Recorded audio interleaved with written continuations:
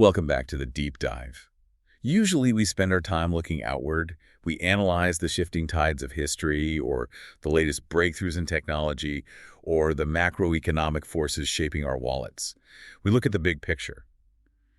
But today I want to do the exact opposite. I want to go micro. Ultra micro. Precisely. Because right now, as you are listening to this, whether you're on a commute, at the gym, or just doing dishes, there is a drama playing out inside of you that is arguably more high stakes than anything you'll see in a movie theater. Oh, it really is. It's a drama of, epic proportions, and it's all happening in complete silence. Truly. Inside every single one of us, right at this very second, millions of microscopic decisions are being made.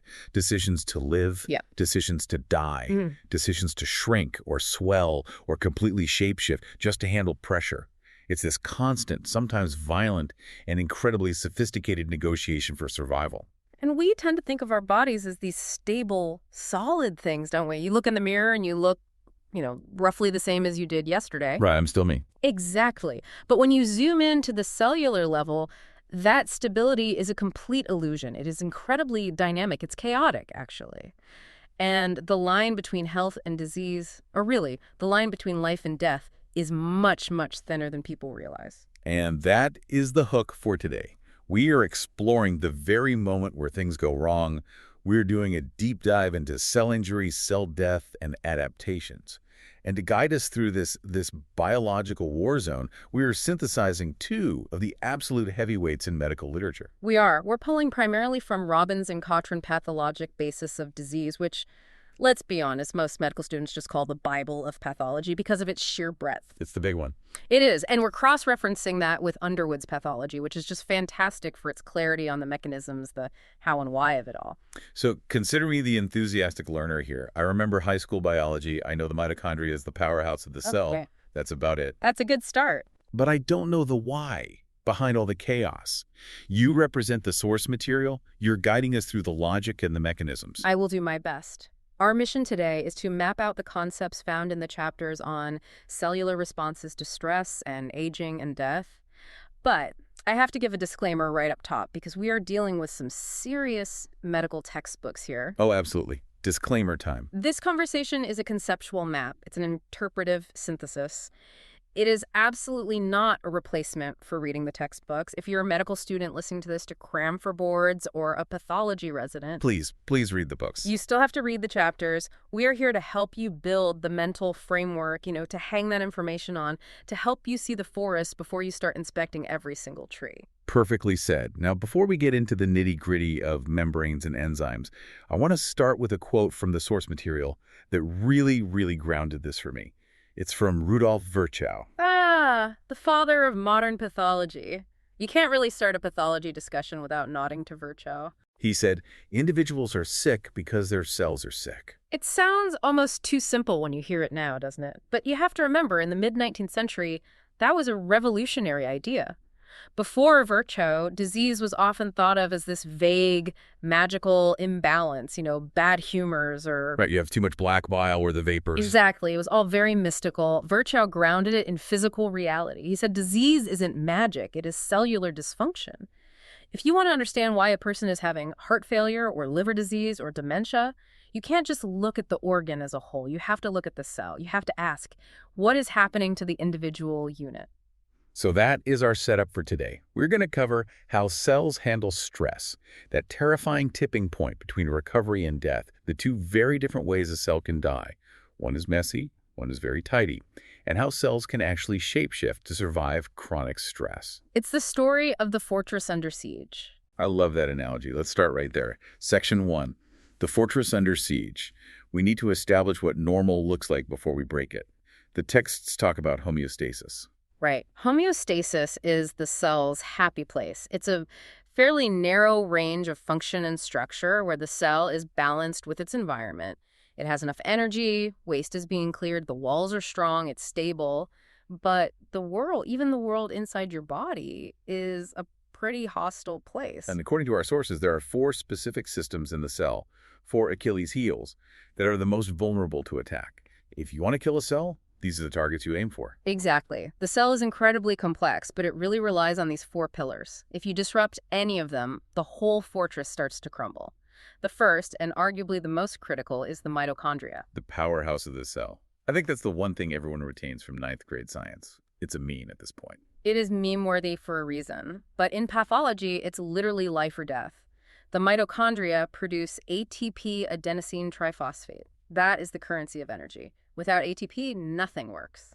Nothing at all. Nothing. Pumps stop, synthesis stops, transport stops. If the power plant goes down, the city goes dark. And in biology, when the city goes dark, it dies. Period. Okay, so that's target number 1. Take out the power. What is target number 2? The cell membranes.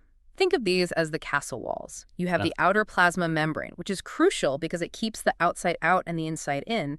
It maintains this delicate ionic balance, which we will see is so vital. But not just the outer wall. Right, and this is a key detail from Robbins. Yeah. You also have membranes inside the cell that are just as important. Like the ones around the lysosomes. Exactly. Lysosomes are basically little bags of powerful digestive enzymes.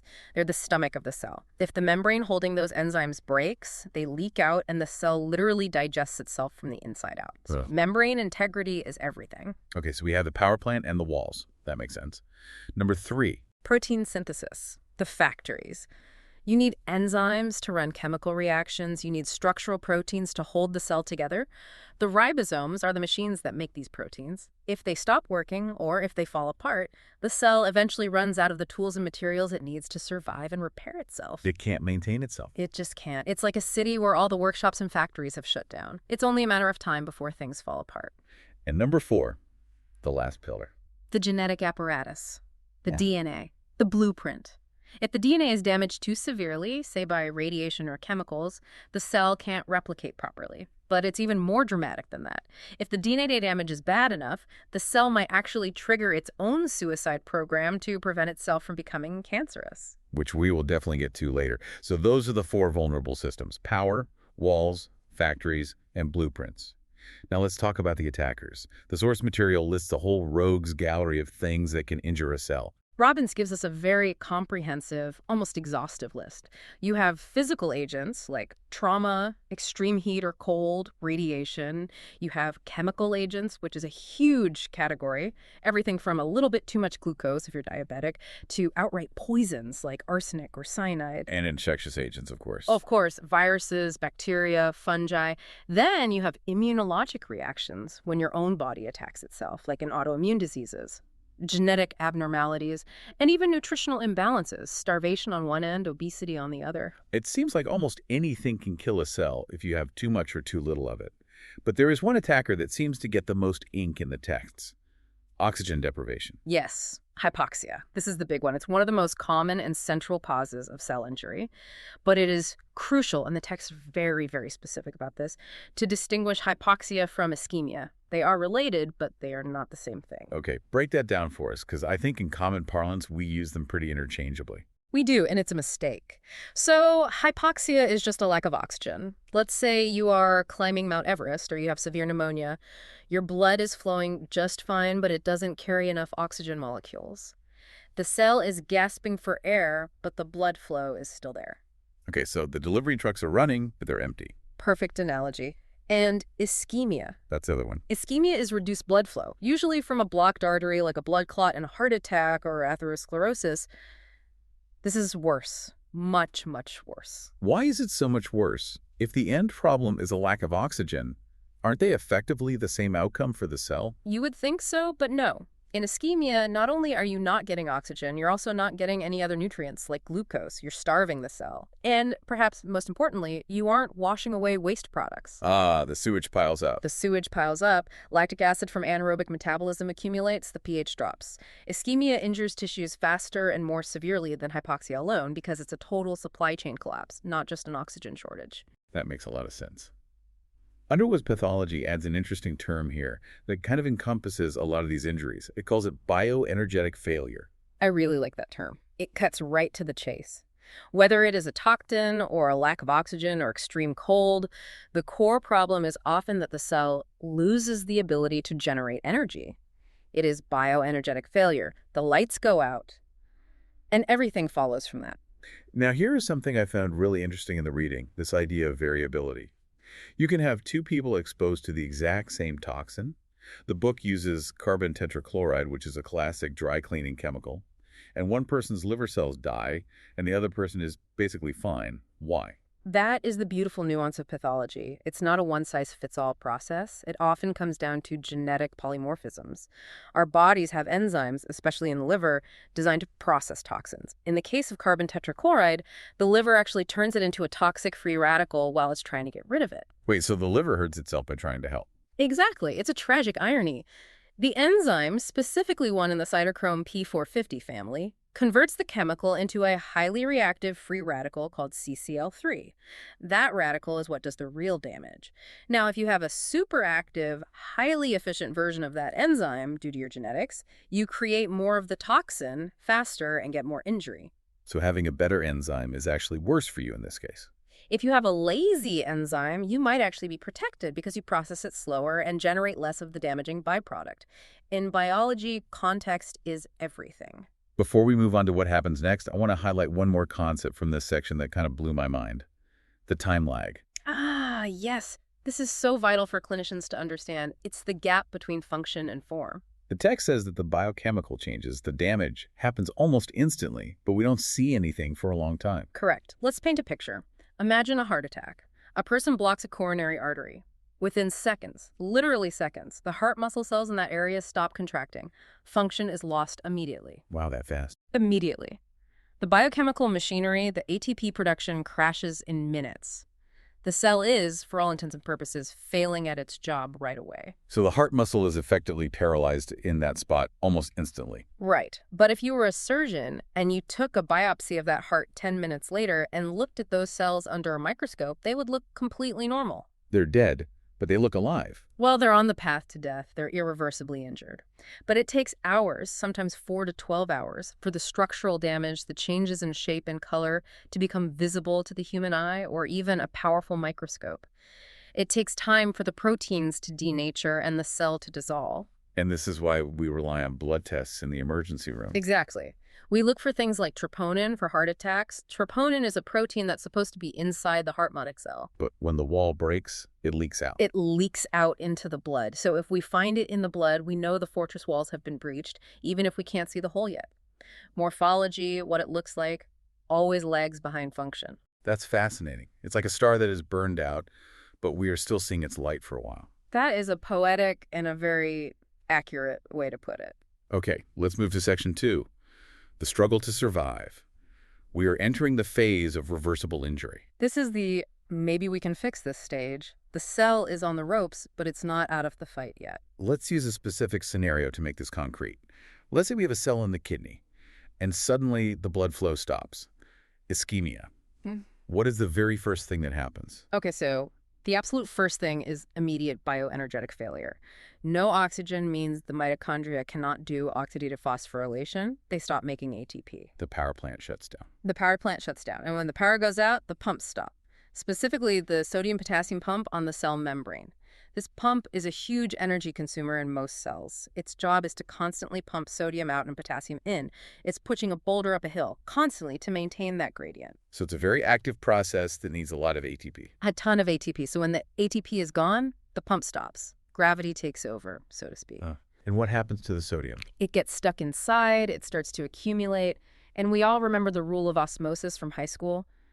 Water follows salt. So if sodium builds up inside the cell, water rushes in from the outside to try and dilute it. So the cell starts to swell. Exactly. This is the very first, most fundamental hallmark of reversible injury. Cellular swelling. The text calls this hydropic change. Or vacuolar degeneration. If you look under a microscope, you see these little clear bubbles or vacuoles inside the cytoplasm. Those are actually pinched off segments of the endoplasmic reticulum that have swollen up with water. The analogy I wrote down for this is a flooding basement where the sump pump failed. That is spot on. That is a perfect analogy. The power went out, the sump pump stopped, the water rises, things get soggy and swollen. And if you look at an entire organ, like a kidney that's undergoing this, it looks pale because the water squishes the capillaries. It feels heavy and turgid. Turgid, good word. So swelling is one sign of a struggling cell, but the text also mentions fatty change. This seems a little different. It is, and it happens in specific types of cells. Fatty change is more common in organs that are heavily involved in lipid metabolism, like the liver. It's the classic finding in alcoholic liver disease, for example. What's the mechanism there? Is it also about the pumps? It's a little different. It's still about lack of ATP, but it affects the factories. When ATP drops, the protein factories, the ribosomes, literally fall off the surface of the rough endoplasmic reticulum. They just detach. They just detach. They physically fall off. So protein synthesis grinds to a halt. Now, the liver's job is to package fats with proteins to ship them out into the body. These are called lipoproteins. If you can't make the protein part, you can't make the package. So the fat just piles up on the loading dock inside the cell. Exactly. You get these large, clear, fat vacuoles inside the cell pushing the nucleus to the side. This is why alcoholics get a fatty liver. Alcohol is a toxin that disrupts this whole machinery.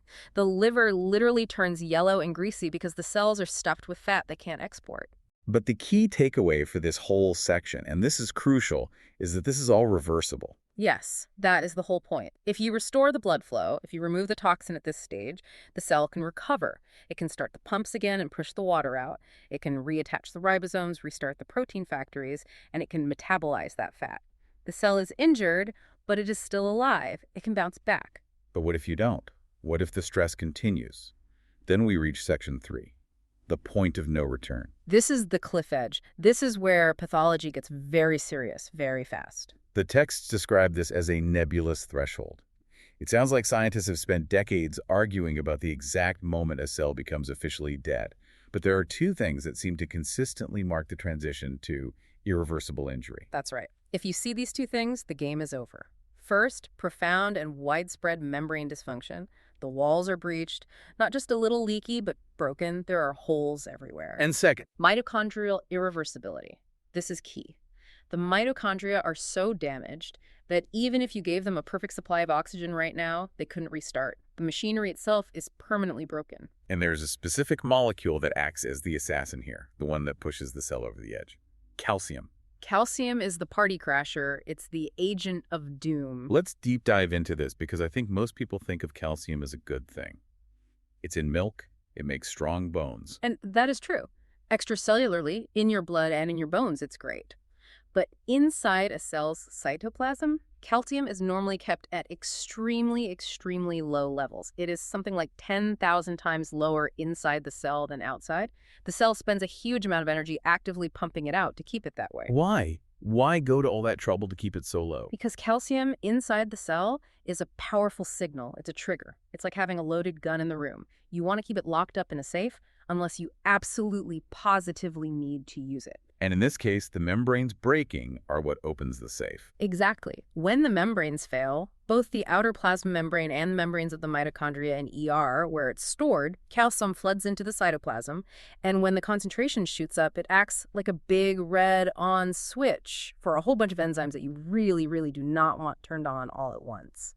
The text calls this an enzyme cascade. It sounds like a demolition crew being unleashed. Let's list them. Okay, first, it activates phospholipases. Which do what? They eat the cell membrane, they chew up the phospholipids that make up the walls, so the holes that are already there just get bigger and bigger. Okay, so it's a vicious cycle. More holes, more calcium, more enzyme activation. What else? It activates proteases, which eat proteins. Specifically the cytoskeleton.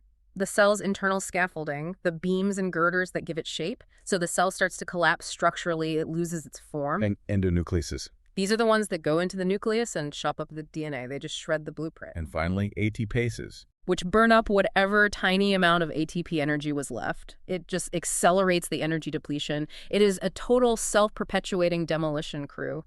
Once that calcium flood happens and triggers this cascade, there is no going back. The cell is literally eating itself from the inside out.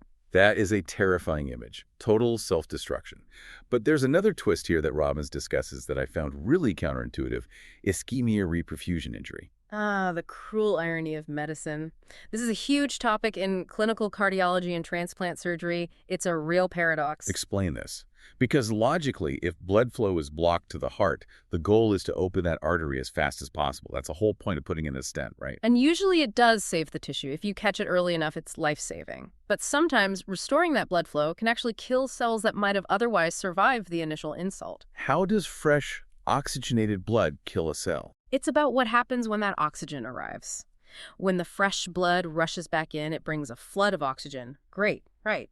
But the cellular machinery is already damaged. The mitochondria are sputtering and weak. Instead of processing that oxygen cleanly into water, they mishandle it. They produce massive amounts of reactive oxygen species, ROS. Free radicals. Exactly. Things like superoxide and hydrogen peroxide. These are highly destructive molecules, and they attack the already weakened membranes, making them even more permeable. So the oxygen itself becomes a weapon. It does, and that's not all. The fresh blood brings in even more calcium, fueling that demolition crew we just talked about. And it brings in inflammatory cells, white blood cells, which arrive on the scene and release their own damaging enzymes. It's a second wave of injury. So you have to be so careful when you unblock an artery. You might inadvertently trigger a second, even worse, wave of damage. Correct. It's a major clinical challenge. You are racing against time to open the vessel, but you know that the cure itself carries a significant risk. All right, so we've crossed the threshold. The cell is dead. Now we have to talk about how it died. Section 4, the messy death. Necrosis. Necrosis is accidental cell death. It's uncontrolled. It's essentially a cellular explosion. It's messy. The definition given in the text is loss of membrane integrity and leakage of contents. And that leakage is the entire problem. The guts of the cell spill out into the surrounding tissue. These leaked bits are recognized by the body as danger signals. They're called DAMPs, damage-associated molecular patterns. And who notices this mess? The immune system. These DAMPs alert the sentries, the macrophages and neutrophils. They see this cellular debris and they sound the alarm. So necrosis always causes inflammation. Almost always, yes. And inflammation is what makes the area red, hot, swollen, and painful. That's why a heart attack hurts. It's not just the muscle dying, it's the necrosis and the massive inflammatory response that follows. Now, what does this look like under a microscope? The text uses the word eosinophilia. What does that mean? It just means it looks very pink. In pathology, we use a standard stain, H&E. Normally, a cell has blue stuff in it, the nucleus with RNA and DNA, and pink stuff, which is most of the protein in the cytoplasm. When the cell dies by necrosis, the RNA degrades, so the blue color disappears, and the denatured proteins bind the pink dye, eosin, even more strongly. So you see these ghost cells that are just bright, deep pink. Exactly. A ghost cell is a great description. And the nucleus, the blue part, it goes through 3 stages of disappearing. It's like watching a star collapse. Okay, what are they? First, pinosis, the nucleus shrinks down to a little black, dense, inky dot.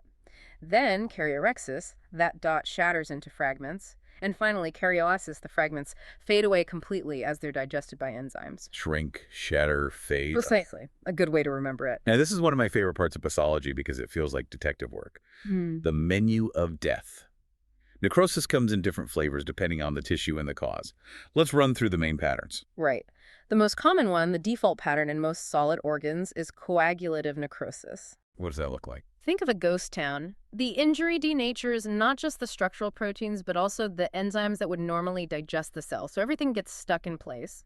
The outline of the cell is still there, but the inside is dead. The lights are off, nobody is home, but the building is still standing. The architecture remains for days. And where do you see this? This is classic for infarcts, which is death from ischemia, in organs like the kidney or the heart. So the structure is preserved, but the life is gone. For a while, yes, until the immune system's cleanup crew arrives and starts demolishing the ghost town. Okay, next on the menu is liquefactive necrosis. This is exactly what it sounds like. The dead cells are completely digested into a viscous liquid mass. Gross. It is gross. This happens in 2 main situations. One is in bacterial or fungal infections. Right. That liquid is what we call pus. The bacteria attract huge numbers of neutrophils, which are white blood cells that release powerful enzymes to kill the bugs, and they liquefy everything in the process, the bugs, the dead tissue, and themselves. And the other situation where this happens? The brain. For reasons we don't fully understand, when brain tissue dies from hypoxia, like in a stroke, it doesn't undergo coagulative necrosis, it liquefies. It might be because the brain has so much fat and so little structural connective tissue, it just turns into a liquid-filled cyst. Okay. Gangrenous necrosis. Yeah. This is a clinical term, right? I associate this with things like frostbite or severe diabetes. Yes. Gangrene isn't a specific pattern you see under the microscope. It's a clinical description used by surgeons, usually for a limb like a toe or a leg that has lost its blood supply. It typically undergoes coagulative necrosis across multiple tissue layers. And this leads to dry gangrene. Exactly. The limb dries out, turns black, looks mummified. That's dry gangrene. Wet gangrene is when you get a bacterial infection on top of that dead tissue. Ah, so you're adding liquefactive necrosis from the infection to the coagulative necrosis of the ischemia. And that is a medical emergency. It spreads fast, it's toxic, and it smells terrible. Moving on to caseous necrosis. I always thought that was such a weird description until I saw a picture of it. It really does look like crumbly white cheese, feta cheese almost.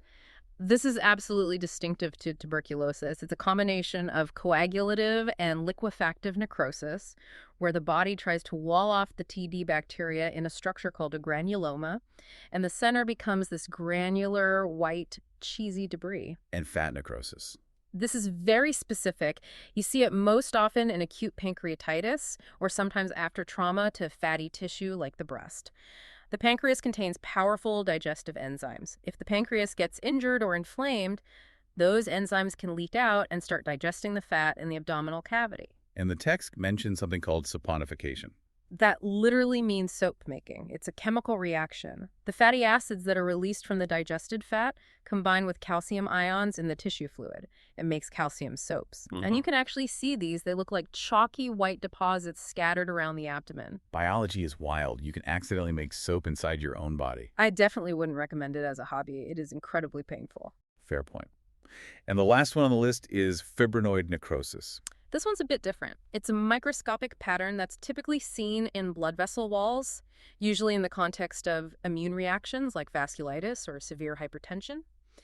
Immune complexes and fibrin get deposited in the vessel wall, and under the microscope, it just looks like a bright pink, smudgy band surrounding the vessel. It's a sign of severe immune-mediated injury. So that's the messy way to die. Necrosis, it's loud, it's inflammatory, destroys the neighborhood, but there's a clean, organized way to go.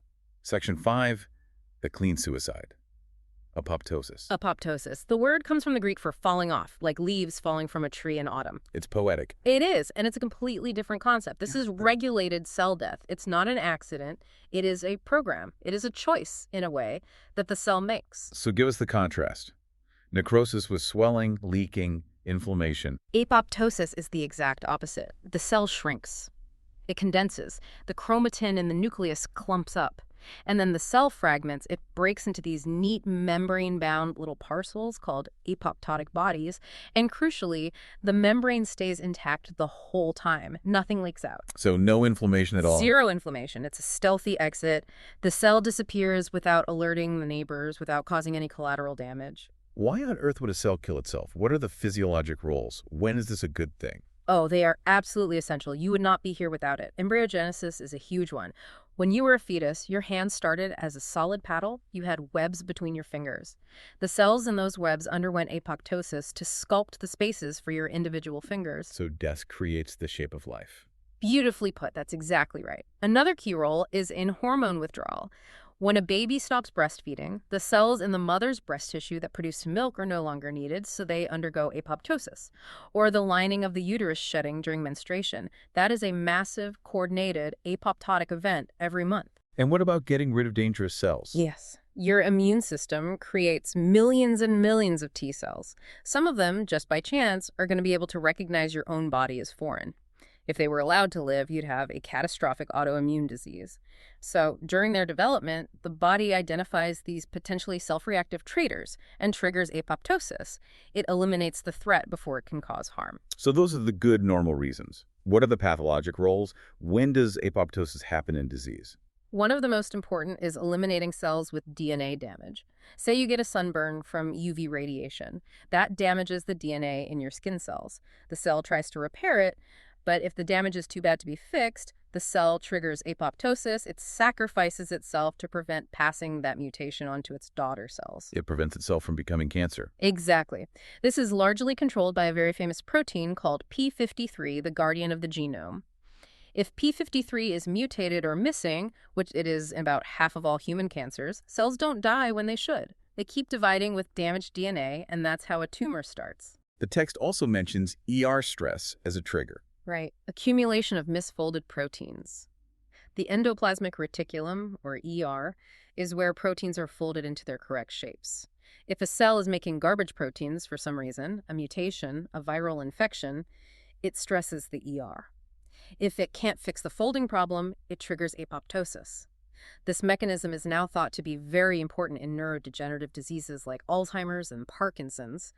The neurons might be dying because they're being choked with bad proteins they can't get rid of. So let's look under the hood. What is the mechanism? What is the actual kill switch? The executioners are a family of enzymes called casposes. Caspose.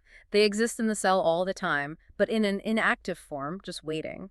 When the signal comes, they activate each other in a cascade.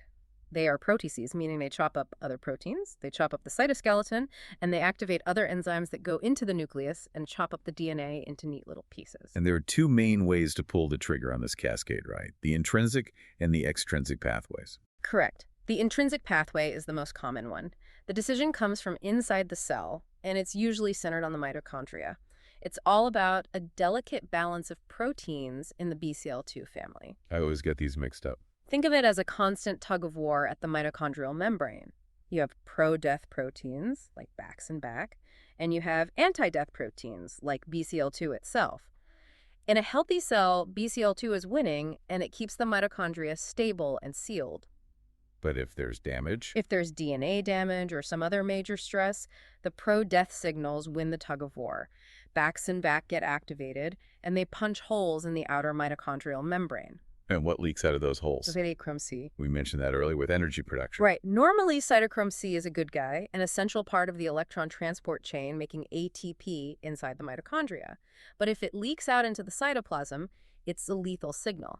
It binds to other proteins to form a complex that activates the first caspase, and the whole executioner cascade begins. It's the game over signal. And the extrinsic pathway, that's the other one. That signal comes from outside the cell. There are DEF receptors on the cell surface. The most famous one is the Fas receptor. An immune cell, like a T cell, can come up, bind to that Fas receptor, and basically deliver an order to the cell to commit suicide. This is how the immune system efficiently kills virus-infected cells or cancer cells.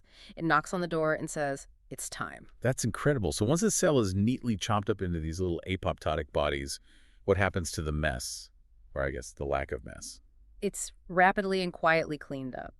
The apoptotic bodies do something very clever. They slip a specific molecule, a phospholipid called phosphatidylserine, from the inside of their membrane to the outside. And that's the eat me signal. It is. It's a flag that says, I'm ready for disposal. It invites phagocytes, like macrophages, to come and quietly engulf the remains. No fuss, no inflammation, no scar.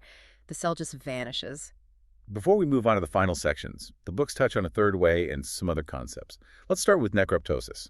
Right. Necroptosis is a fascinating hybrid. It's genetically programmed and regulated like apoptosis. It uses a specific set of signaling kinases, but the end result looks like necrosis. The cell swells, the membranes rupture, it leaks its contents, and it causes inflammation. Why would you want that? If apoptosis is so clean and tidy, why would the body ever choose the messy, inflammatory version? Sometimes you want inflammation. For example, in certain viral infections, some viruses are very clever, and they've evolved ways to produce proteins that block the caspase cascade, to block apoptosis and keep the host cell alive so they can replicate. So the virus disarms the suicide program. Exactly. Necroptosis is a failsafe. If the apoptosis pathway is blocked, the cell can switch to necroptosis. It explodes on purpose to release all those damps we talked about, alerting the immune system, hey, there's a problem here, we need backup. It's a way to make sure the alarm gets sounded. That is clever. And autophagy. Self-eating. This is primarily a survival mechanism.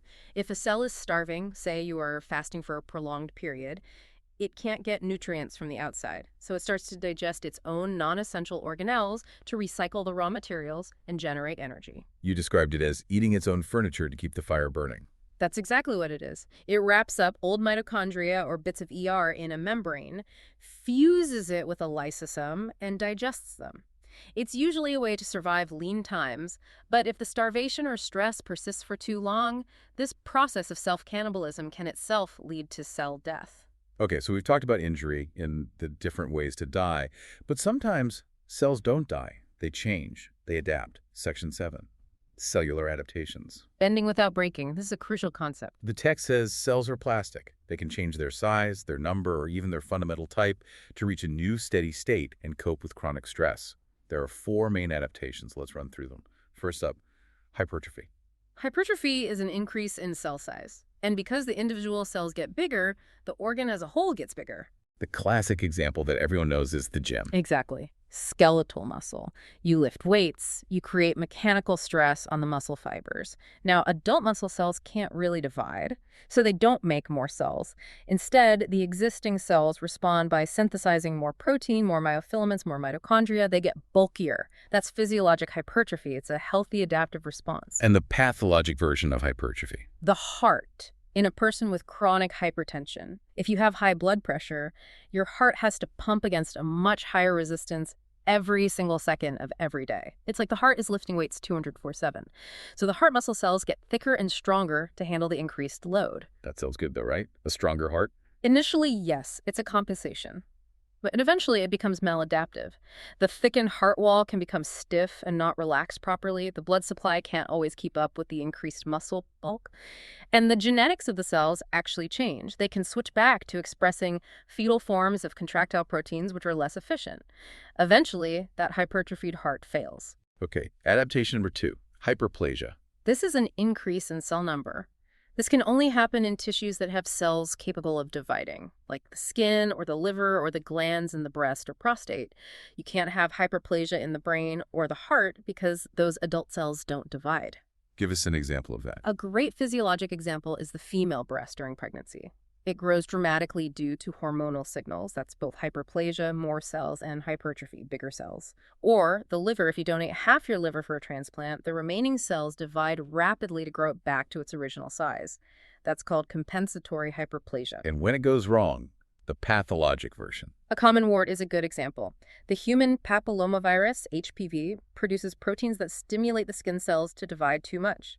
Or benign prostatic hyperplasia, BPH, in older men, which is driven by androgens, or endometrial hyperplasia in the uterus, which can be a precursor to cancer if it's not controlled. Number 3 on the list, atrophy. The opposite of the first two. This is a decrease in cell size and Hanendor number. The organ shrinks. Why does this happen? What are the triggers? A lot of things. Disuse is a big one. If you break your leg and it's in a cast for 6 weeks, the muscles shrink from lack of use.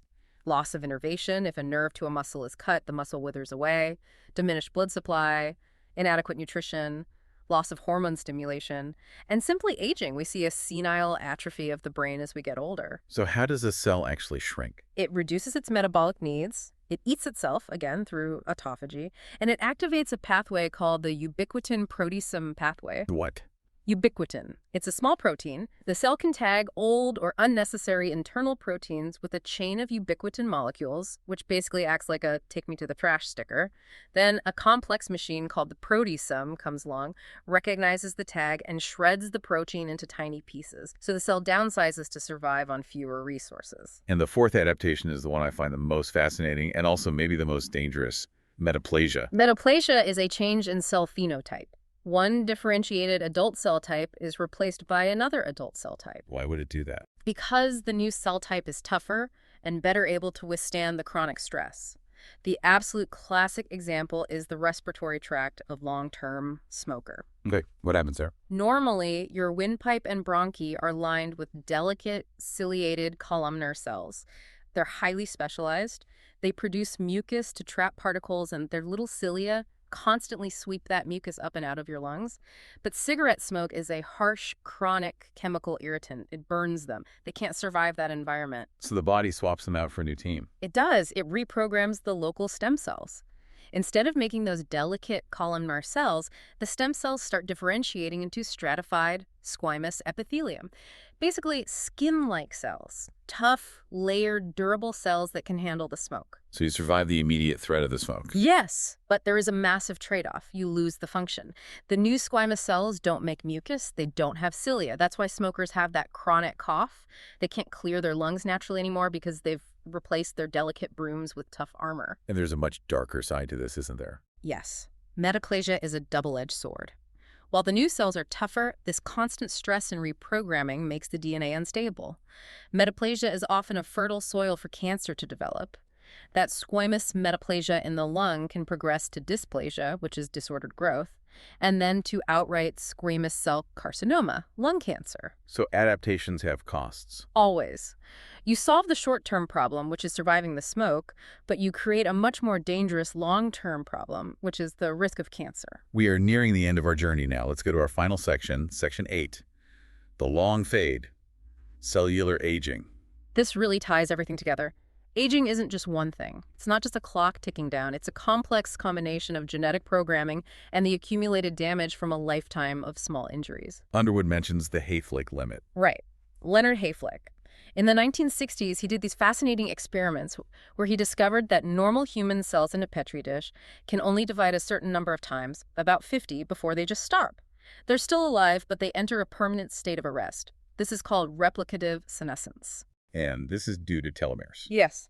Telomeres are the protective caps on the very ends of your chromosomes. Think of them like the little plastic tips on shoelaces that keep them from fraying. Okay, I can picture that. Every single time a cell divides, the DNA replicates, but the machinery that copies the DNA can't quite get to the very, very end of the chromosome. So with each division, the telomere gets a little bit shorter. Snip, snip, snip. Exactly. And eventually, after about 50 divisions, the cap is gone.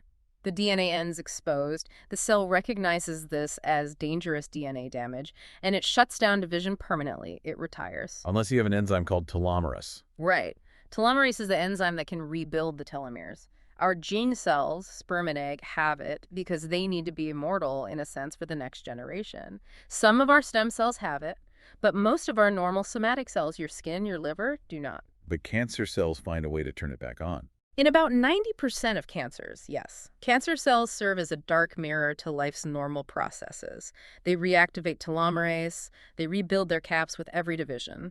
That is how cancer achieves a form of immortality. It refuses to age and stop dividing. So aging is partly running out of telomeres, but it's also the accumulation of all the damage we talked about earlier. The wear and tear theory. Over a lifetime, you accumulate damage from free radicals, from ROS to your DNA and proteins. Your protein quality control systems start to fail. The chaperones that help fold proteins stop working as well, and misfolded proteins can build up. And Underwood connects this to the clinical idea of the frailty syndrome. Yes, it's a cycle of dysregulation in the elderly. Muscle loss, which is atrophy, leads to weakness, which leads to slowed metabolism and less activity, which causes more atrophy. It's the systemic whole-body result of all these cellular failures we've been talking about. The fortress walls get weak, the power plant gets inefficient, the blueprints get faded and smudged. So we have traced this incredible journey from the normal fortress of the cell through the stress of injury, the swelling of reversible damage, that cliff edge of irreversible calcium influx, to the messy explosion of necrosis or the quiet, clean suicide of apoptosis, and finally to the strategic but costly adaptations like metaplasia. It really is a narrative arc, isn't it? From stability to crisis to resolution one way or another. What is the big picture here? What do you want someone listening to this to walk away with? I want them to understand that pathology isn't just a list of things going wrong randomly. It is about the rules of biology pushing back. Cells have a logic. They try to save themselves. The swelling, the adaptations, these are all desperate attempts at survival. Disease is what happens when those attempts fail, or when the cost of the adaptation becomes too high for the organism as a whole. That brings me to our provocative thought for the day to leave everyone with. Let's hear it. We talked about apoptosis, the cell killing itself for the greater good of the organism. It prevents cancer, it sculpts our organs during development. Right. It's programmed self-sacrifice. Our own cells are programmed to commit suicide to save the whole. What does that say about our concept of biological individuality? Are we really just a cooperative, a community of trillions of disposable parts? That is a deep philosophical question. And in a way, the biological answer is yes. Multicellular life requires the constant sacrifice of the individual cell. If every cell fought for its own survival at all costs, which is exactly what a cancer cell does, the organism dies. We exist as a coherent individual only because our cells have agreed through eons of evolution that they know when it's time to die for the team. That is profound and a little haunting. That's pathology for you. It's the study of suffering, but it's also the study of the incredible resilience and logic of life. Before we sign off, a call to action. We mentioned a lot of visual things today, things you see in our microscope. Go look at the diagrams. Seriously. Find a good pathology textbook online or in a library. Look at the diagrams of the mitochondrial permeability transition pore, that little hole that releases cytochrome C. And look at the photos of necrosis. The cheese-like appearance of a TB lung is unforgettable. Once you see it, you understand the concept forever. And read the chapters. We've given you the map, but the treasure is in the details of the text. Absolutely. Stay curious. This has been the deep dive into cell injury, death, and adaptation. Thanks for listening to the invisible drama happening inside you right now. We'll see you next time.